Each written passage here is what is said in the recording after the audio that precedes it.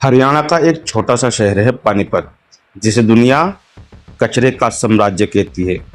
पर असलियत में ये कहानी है $1 अरब के गुप्त सिंडिकेट की, जिसे शायद आप नहीं जानते।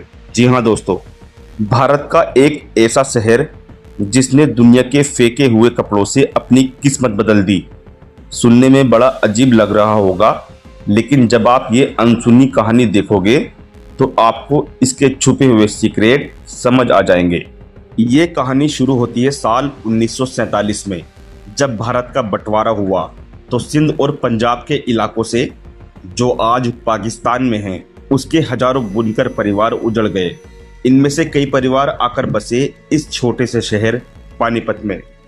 देखा जाए तो उस समय इन बुनकरों के पास कुछ नहीं था तो सिर्फ और सिर्फ हाथ का हुनर। उन्होंने हाथ से बुनाई शुरू की और तैयार किए कालीन, सोफा कवर और दीवार पर टंगने वाली सजावट। हाथ से बुनाई करने वाले बुनकरों का काम इतना बारीक था कि विदेशों में भी पसंद किया जाने लगा। साथ ही भारत में शादियों में दहेज के तौर पर पानीपत के बने कालीन तोहफे में दिए जाने लगे। पर असली खेल अभी बाकी था। साल 1990 के दशक में इटली के एक शहर पराटो में एक अजीब सी बात हो रही थी। पराटो, जो 1000 साल से टेक्सटाइल का गढ़ रहा था, अब मंदी की मार झेल रहा था। उनकी पुरानी मशीनें बेकार पड़ी थी, मशीनें जो पुराने ऊनी कपड़ों को तोड़कर सस्ता धागा बनाने के लिए बनी थी। पानीपत के मिल मालिकों ने ये मौका नहीं छोड़ा। उन्होंने ये बेकार मशीनें कौड़ियों के दाम खरीद ली और भारत ले आए। यहीं से जन्म हुआ एक नई इंडस्ट्री का, जिसे दुनिया कहती है सोडी इंडस्ट्री, और पानीपत बन गया इसका सबसे बड़ा केंद्र।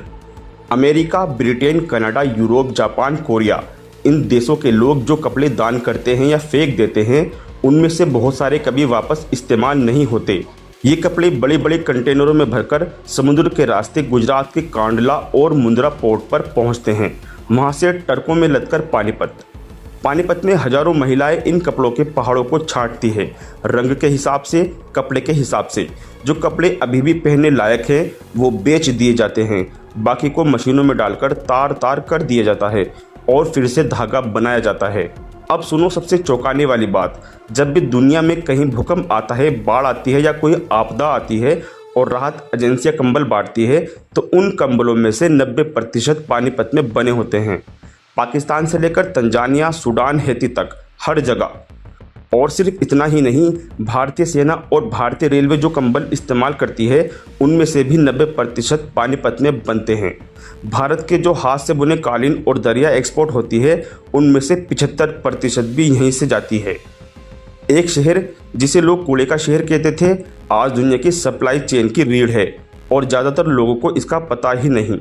देखा जाए तो अमीर देशों के पास पैसा है, टेक्नोलॉजी है अपना कचरा खुद रिसाइकल करने की, पर उन्होंने ये बोझ बाहर भेजना सस्ता समझा और पानीपत ने उस बोझ को उठाकर उसे अरबों डॉलर के उद्योग में बदल दिया। जिस शहर को दुनिया कूड़े का कब्रिस्तान कहती थी, वो आज सर्कुलर फैशन का ग्लोबल मॉडल बनने की राह पर है। दुनिया के हर देश, हर शहर, हर सिंडिकेट के पीछे एक ऐसी ही छुपी हुई कहानी है और हम आपको लाते रहेंगे एक एक करके। अगर ये राज आपको हैरान कर गया तो चैनल को सब्सक्राइब करना मत भूलना। अगली कहानी में मिलते हैं नेशन इनसाइडर पर।